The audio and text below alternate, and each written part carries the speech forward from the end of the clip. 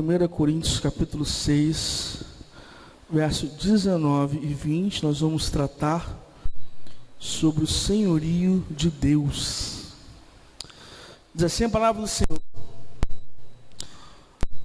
acaso não sabem que o corpo de vocês é santuário do Espírito Santo, que habita em vocês, que lhes foi dado por Deus, e que vocês não são de si mesmos?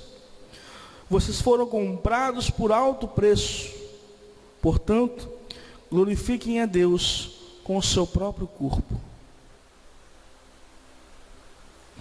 Vou repetir o finalzinho do verso 19.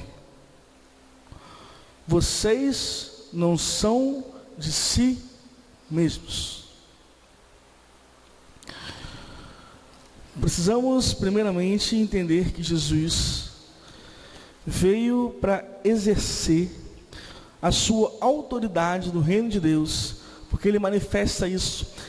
Jesus deixa claro que existe uma autoridade na história e que toda a consciência humana deve se submeter a essa autoridade.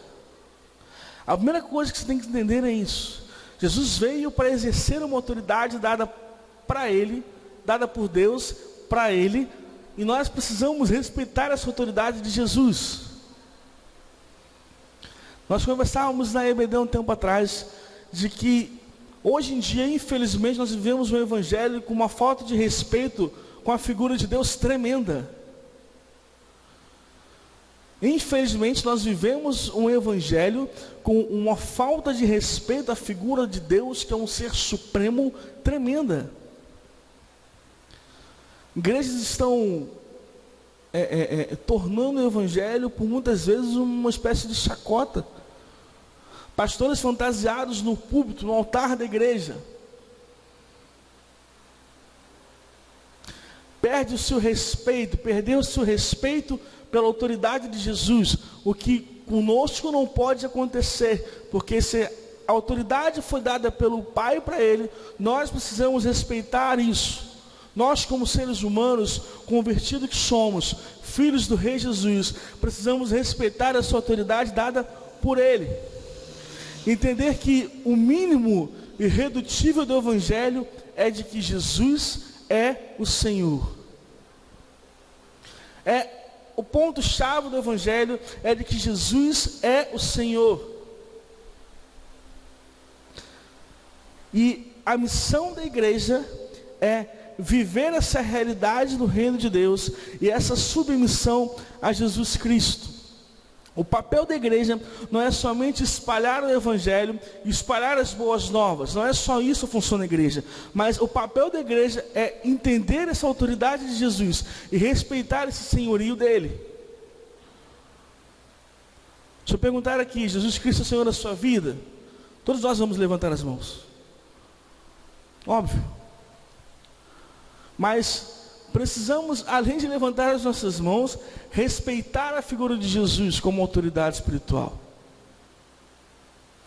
Dar a Ele o respeito que Ele precisa e que Ele merece. Jesus Cristo não é qualquer pessoa. Jesus Cristo não é qualquer um. Que você sai, que você passeia, que você... Não. Jesus Cristo é alguém, um filho de Deus, que escolheu morrer por nós. É o Salvador da minha e da sua vida. Então é por isso que nós precisamos, o mínimo que temos é que dar respeito a Ele. Respeitar a sua autoridade espiritual, respeitar o seu senhorio. Paulo diz aqui: vocês não pertencem a vocês mesmos, mas vocês foram comprados por um alto preço. Que preço foi esse? O sangue do Cordeiro. Nós pertencemos a um rei, nós pertencemos a Jesus. Todos nós devemos reconhecer e nos curvar diante da autoridade de Jesus. Todos nós. Todos nós.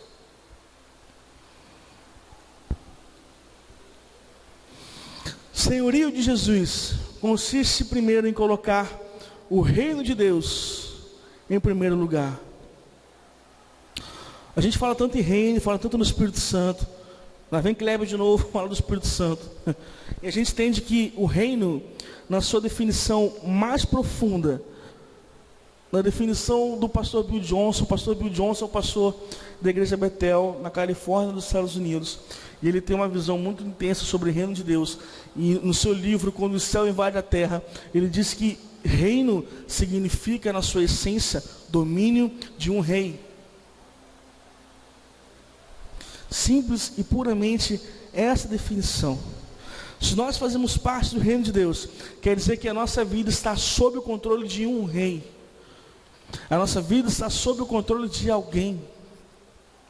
Vale nós escolhermos de quem esse alguém está controlando a nossa vida. O senhorio de Jesus, primeira coisa, consiste em colocar o reino dele em primeiro lugar na minha vida e na sua vida. O reino de Deus consiste em entender que o domínio é dele, não é meu, não é nosso. Essa história de que existe dois lugares na sua vida, de que você dirige a sua vida e de que Jesus senta do seu lado, isso não pode acontecer. Meu pai fala que a gente precisa sentar no lado do carona. Eu ainda falo mais, a gente tem que sentar no banco de trás, sem acesso ao volante, sem acesso a nada, para que Jesus então conduza os nossos passos, conduza a nossa vontade, sem a nossa interferência. Isso é senhorio de Jesus. Não existe o domínio parcial de Jesus. Não existe um senhorio parcial de Cristo. Não existe isso. Ou Ele é Senhor da nossa vida, ou Ele não é. Não existe essa história de domínio mais ou menos, que Jesus domina certa parte da minha vida e de que outra parte não. Pedro diz lá em Atos 10, agora percebo verdadeiramente que Deus não trata as pessoas com parcialidade, mas de todas as nações aceita todo aquele que o teme e faz o que é justo. Vocês conhecem a mensagem enviada por Deus ao povo de Israel, que fala das boas novas de paz por meio de Jesus Cristo, Senhor de todos. Deus não escolhe parcialmente se Ele quer ser Senhor da sua vida ou não. Ele é Senhor ou Ele não é Senhor da sua vida. É isso, e ponto final. Ou nós escolhemos e deixamos que Ele seja, ou não. Ou não. Deus não escolhe, mas nós escolhemos se Ele domina a nossa vida ou não. Se nós realmente entendemos a visão do reino de Deus, ou tentamos nos enganar, achando que a gente pode sair pela tangente daquilo que Deus quer, e falar assim, não, Deus domina 50% da minha vida, Deus domina parte da minha vida, Deus não domina tudo. Ou nós nos entregamos e falamos assim, não, o reino de Deus, em primeiro lugar na minha vida, é o domínio dele por totalidade, ou não é. Segunda coisa, o maior exemplo de senhorio foi o próprio Jesus Cristo. O maior exemplo de senhorio foi o próprio Jesus Cristo. Na sua oração, no seu momento talvez mais humano, de sofrimento, de angústia, de dor, de dúvida, quando ele está lá, no Getsemane, desesperado, clamando por Deus, talvez se sentindo um pouco sozinho, porque ele leva discípulos junto com ele.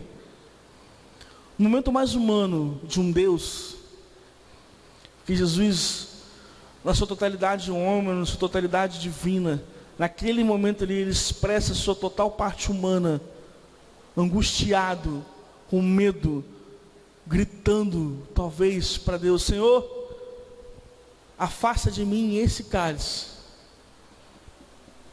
Ele pediu isso para Deus 3 vezes, não foi só uma. Ele pediu uma vez, ele pediu 2, ele pediu 3. Naquele momento Jesus coloca a vontade dele, Jesus, Pai, se possível for, afaste de mim esse cálice.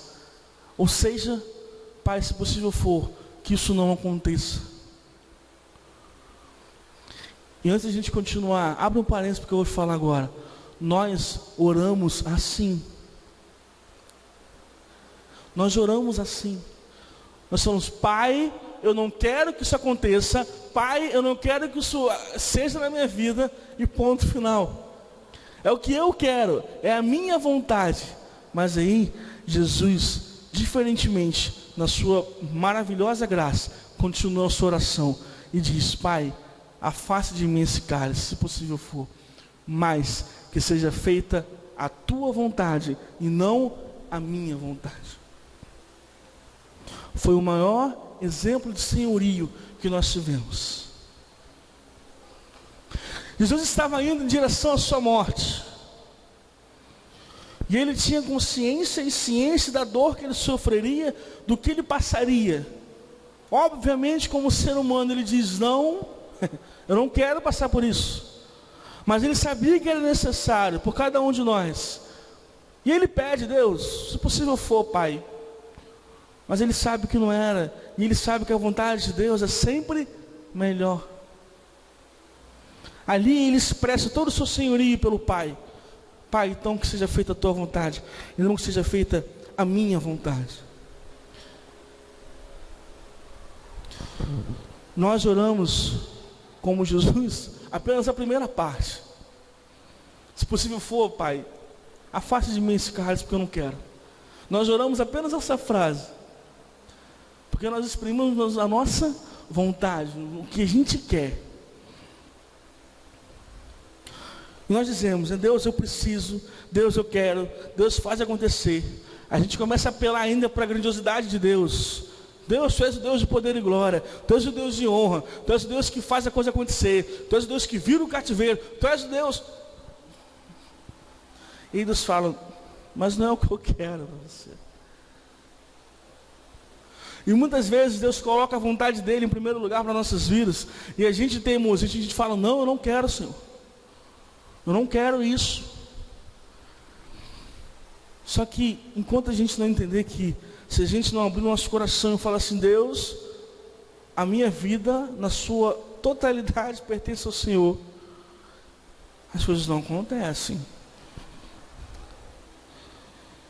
Se nós vivemos debaixo do senhorio, nós precisamos fazer a segunda parte da oração de Jesus: que seja feita a tua vontade. Jesus confia em Deus.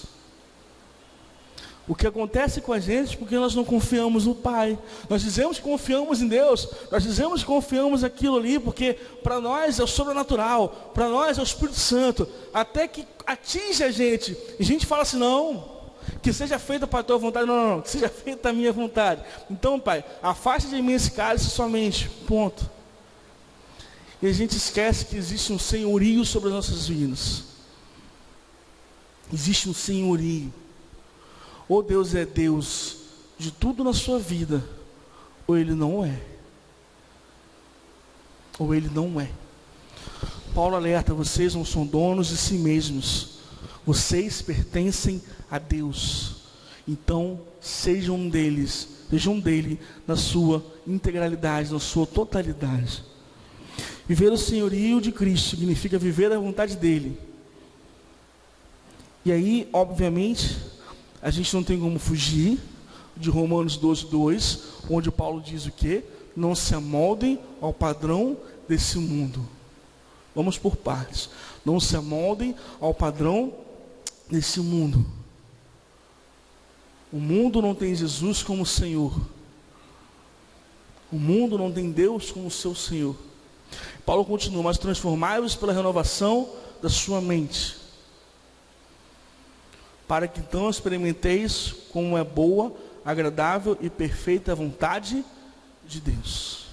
Ou seja, o mundo não tem Jesus como Senhor, mas nós precisamos ter, para que então nós possamos experimentar a vontade de Deus, que ela vai ser sempre melhor.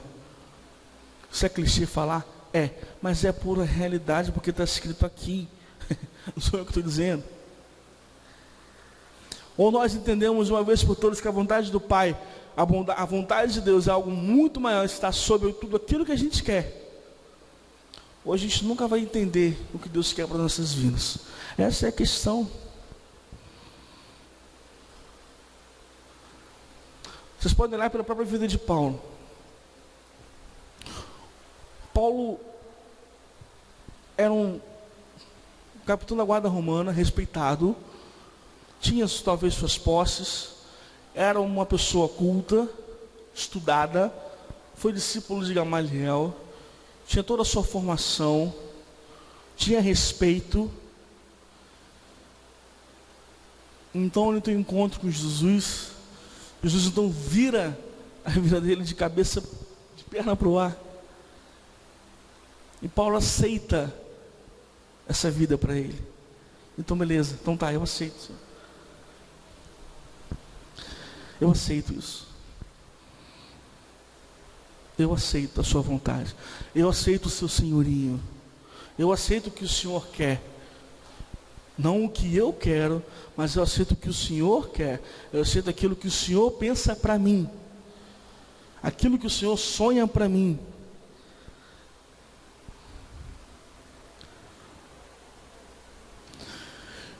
Deus quer que todas as áreas da nossa vida sejam para Ele. Na nossa vida nós temos diversas áreas da nossa vida, amém?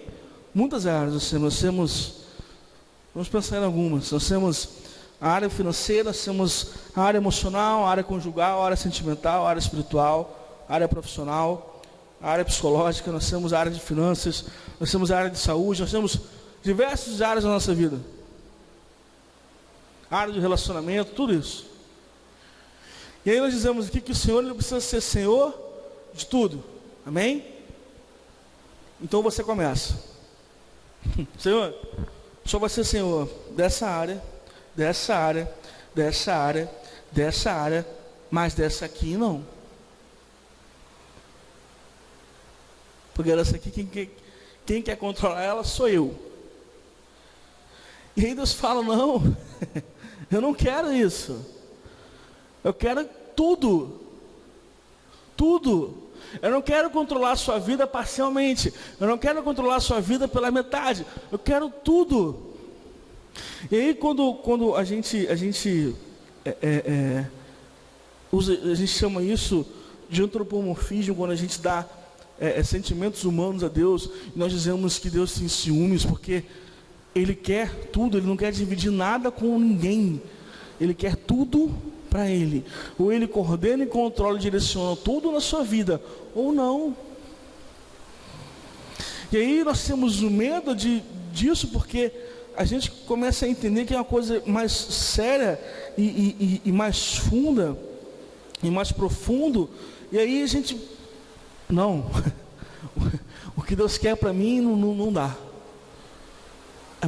É muito complicado de eu aceitar. É muito difícil de eu entender. Eu não quero isso para mim.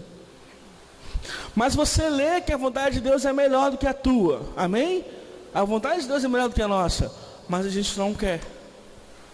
Porque a gente tem medo desse senhorio de Deus. A gente tem medo desse senhorio total de Deus. E aí que eu pergunto, o que você está esperando para pegar todas as áreas da sua vida? E falar assim, Senhor, fazer um pacote, fala assim, Senhor, ó, são tuas. Eu descanso. Mas não, a gente prefere fazer alguma coisa. A gente prefere intervir nos caminhos de Deus. A gente prefere intervir na vontade de Deus e colocar a nossa vontade, colocar aquilo que a gente quer do que a vontade do Pai.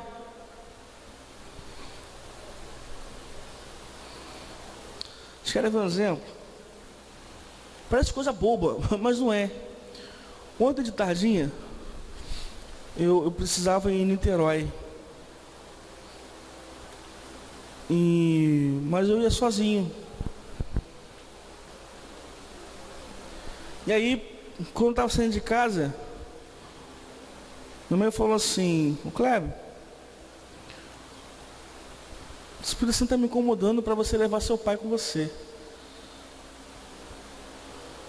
Eu falei, não, mas não precisa, está tudo bem, eu estou guardado. Não, mas Deus está me incomodando para o seu pai ir com você. Eu falei, então tá, pai, vamos embora.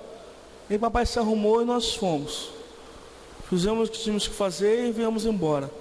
Quando nós chegamos com o carro, que meu pai ligou o carro para sair, Comecei a escutar, César, o barulho no carro do meu lado do carona, o pneu tinha estourado. Niterói, sábado, 6:30 da tarde. Nenhum comércio aberto, nada aberto. E nós fomos trocar o pneu. E eu acho que a última vez que quem trocou esse pneu do carro fui eu. E os parafusos da roda estavam muito duros, nada fazia aquele parafuso girar, nada. E meu pai tentando, eu tentei. Ao cúmulo dele tentar girar a chave, eu fiquei em pé em cima da chave, forçando a chave para rodar, e o parafuso não rodava. E olha que aqui não são poucos quilos. E a chave não girava. E agora? E a gente sem WD no carro, né? De repente jogava no parafuso, o parafuso amaciava. E eu falei assim, pai, não tem jeito, a gente tem que procurar alguma coisa. E aí eu fiquei no carro, ele foi no posto de gasolina, tentou achar alguma coisa, não tinha. Em 2 postos ele não achou. E já estava ficando tarde, 7 horas, e você não tem nada aberto no Niterói, não sei o Plaza que fica lá. E aí ele, como o papai já foi taxista, conhece alguns atalhos ali, né? E aí ele foi parar lá no Ingá, achou um borracheiro. Gente, Niterói, 7 horas da noite, borracheiro aberto. E aí ele chamou o rapaz da borracharia, e o rapaz foi lá com meu pai, com muito sufoco conseguiu tirar o parafuso, trocamos o pneu e viemos embora. A pergunta é, se eu fico sozinho, se eu estou sozinho, e o carro não estava numa posição muito legal na rua, porque não deu tempo de estacionar, como é que eu deixar o carro no estado que o carro estava, para procurar alguma coisa, para ver se tinha alguma coisa aberta? Sim. Gente, escutem a mãe de vocês. Se eu não tivesse obedecido, se eu não tivesse escutado, a coisa ia ficar muito mais difícil de ser resolvida. E meu pai foi dizendo assim, Kleber, eu fui orando e pedindo a Deus para ver se tinha alguma coisa, porque sábado, 7 horas da noite, Niterói, tudo, comércio tudo fechado.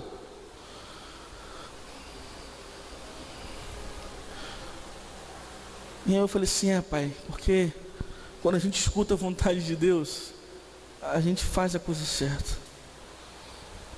Parece que é uma coisa boba, mas não é. Não é. Não é.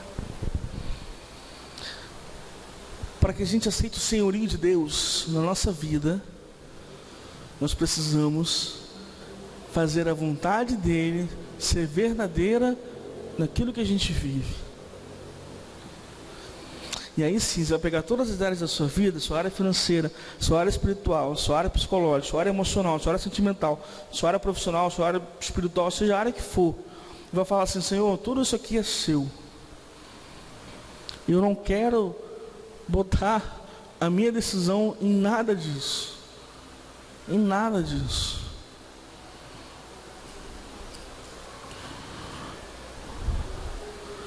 Sabe o que eu faço quando estou indo para o meu trabalho? Eu saio da minha casa, vou para o ponto de ônibus. São 10 minutos mais ou menos. Acho que nem isso. Eu passo esses minutos orando. Eu falo assim, Senhor, que seja um dia abençoado, um dia na sua presença, e que o Senhor faça a sua vontade ser expressada ali. A partir do momento que comecei a fazer isso, os meus dias foram melhores, graças a Deus. Porque a gente às vezes quer tomar decisões que são nossas, que a gente acha melhor. Mas aí a gente esquece de consultar a quem deve ser consultado. Davi fazia isso.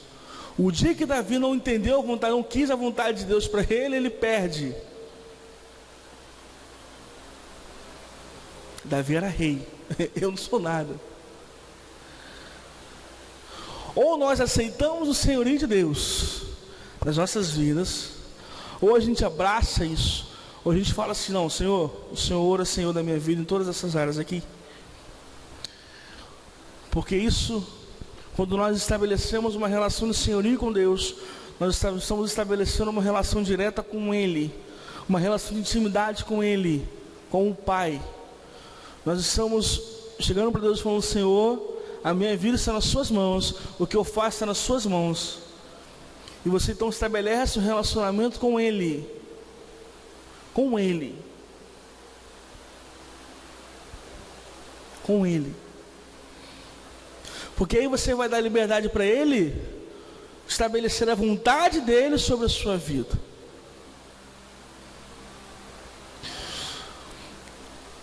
O difícil é a gente entender que todas as áreas do que a gente tem precisam pertencer a Ele. Essa é a parte mais difícil de nós seres humanos. Isso é o mais difícil. Isso é o mais difícil. Porque nós não queremos perder o controle da nossa vida. Nós não queremos isso. Nós não queremos sair do controle dela. Porque se nós achamos que a partir do momento que a gente se eu estou com uma folha na mão e entrego na mão da Tássia, aquela folha já passa, sai da minha mão e fica na mão dela. Ou seja, eu perco o controle sobre aquilo que está ali. Eu perco o controle sobre aquilo que está com ela ali.